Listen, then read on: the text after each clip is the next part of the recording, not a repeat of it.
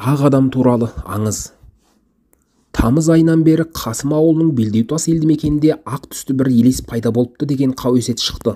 Сол ақ екен ауыл жұрты мұны сан-саққа жүгіртті. Бірі, біреудің көзіне жын шайтан көрінген шығар десе, енді бір бұған тіпті иланбады. Кейбіреулер мұны Қасым ауылының іргесінде былтырдан бері қазылып жатқан ғалымдар 7-8 ғасырларға жатқызып жүрген ескі қорыммен байланыстырды. Бұл ескі қорым қазылған соң аруақтар мазаланып елдің көзіне көрінген шығар десті. Бірақ әлгі елесті көргендердің қатары көбейе берді. Осы ауылдың азаматы Мадияр Ақбергенов осыдан 10 жыл бұрын бастан өткерген оқиғасын былайша баяндап берді. Қарағандыға бармақшы болдым. Ауылдан кеш шықтық. Қарқаралыдан аса бергенде басталған жаңбыр Ботақараға жетіп қалғанда тіпті үдеп кетті. Ымырт жабылған уақыт. Оның үстіне қасымда келіншегім бар. Ескіріңкіреп қалған Москвич машинасының бір жері сыр беріп мына жауында тоқтап қалмас екен деген оймен келемін. Ботақарадан әрірек жол өрге қарай көтерілгенде баяу жүріп келе жатқанмын. Төбенің етегінде жолға таяу орналасқан көп бейіттің маңынан өте бергенде ақ таяғы бар ақ киімді адам жолды кесіп өтті. Елес көрінді ме деп көзімді ұғалап жібердім де қайта қарадым. Жоқ, елес емес. Ақ киімді адам жолдан өтті де көрінбей кетті. Жанымдағы келіншегімде үнсіз жолға тесіліп қарап қалыпты.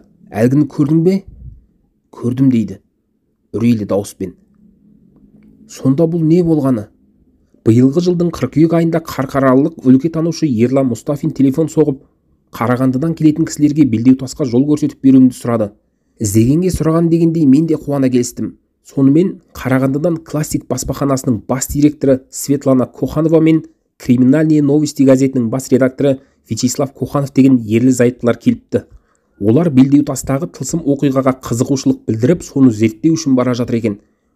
Белдеутасқа жетіп, ең алдымен Асқар Мұқашевтың үйінде жүрген Владик есімді жігітпен тілдестік.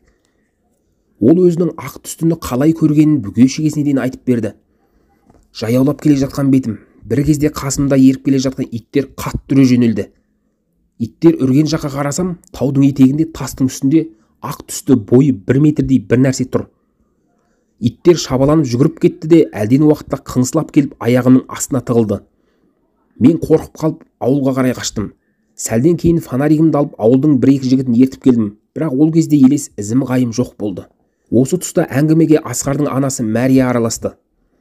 Бұл осыдан 3-4 жыл бұрын болған оқиға. Ымырт жабыла, мая жақтан сиырдың өкірген дауысы естілді. Балам сол мезетте мылтығын алып жүгіріп барса, үсті басы жүн-жүн, бойы 1 метрдей бір нәрсе өгіздің құлағынан ұстап алып басын тұқыртып тұр екен. Малға тиіп кетпесін деп аспанға оқ атса, әлгі пәле қашып кетіпті. Оның не нәрсе екенін әлі күнге дейін жұмбақ дейді ол. Сол сапарымызда Ерлан Мұстафинге ауыл іргесіндегі бұрынғы Шатырағаш колхозының орны мен Белдеутас тауын фотоға түсіріп беруін өтіндім. Аспан ашық, шөкімдей бұлт жоқ, күн ыстық. Ерлан қалта телефоны арқылы суретке түсіре салмақ еді, батареясының қуаты бітіп қалыпты. Содан фотоаппарат арқылы тауды 2-3 жерден суретке түсіріп алды. Ерлан сол фотоны компьютерге салып қараған кезде таудың басында 2 ноқаттың тұрғанын байқады. Және ол бір мезетте түсірілген 2 фотоның біреуінде бар да, басқа жерден түсірген 2-ші фотода жоқ. Оларды анықтап көрейін дегенінде, екі жағында спутниктің тарелкасына ұқсас бір нәрсенің нобайы көрінді, дейді маған телефон шалған ол. Бірер күннен кейін Қарқаралыға барып, әлгі суреттерді өз көзіммен көрдім. Расында екі жағында 2 локатор тұрған тәрізді. Сонда бұл не нәрсе болғаны? Мүмкін елдің көзіне көрініп жүрген елестің осы құбылыспен қандай да бір байланысы бар шығар. Ресейдің ТНТ телеарнасында «Необъяснимо, но факт» деген бағдарлама бар. Сонда параллельный мир деген түсінік туралы айтылған. Оны қазақша қатарлас әлем деуге де болады. Онда адамдардың жанында қоса жүріп жатқан тіршілік бар екені, оны бойында ерекше қасиеті бар адамның көре алуы мүмкін екенін айтады. Бағдарламаның жүргізушісі ғалым уфолог. Сол сияқты Белдеутастағы көріністі де жергілікті мамандар келіп ғылыми түрде анықтауы керек еді. Кейбір жерде мұндай құбылысты археологтардың қазып кеткен жерінен шыққан аруақтар деп топшылап, олардың ісіне кедергі келтіріп жатады. Бірақ бұл біздің әлі де дін саласындағы ой санамыздың жетілмегенін, мұсылман болсақ та исламның негізгі ақиқатын меңгере қоймағанымызды көрсетеді. Қазақтың ежелден аруаққа сенетіні рас, алайда олардың өзі адам баласына тек түс арқылы ғана көрінеді. Ол туралы Құранда да айтылған. Қазір тек Ресейдің төңірегінде емес, 41-45 жылдардағы соғыс болған далада көмілмей қалған жауынгерлердің мәйіттерін қазып, мүмкіндігінше аты жөнін анықтап, қайта жерлеп жатыр. сонда мені неге қозғадың деп әруақтар мазаланатын болса, бүкіл Ресейді әруақ кезіп кетер еді ғой.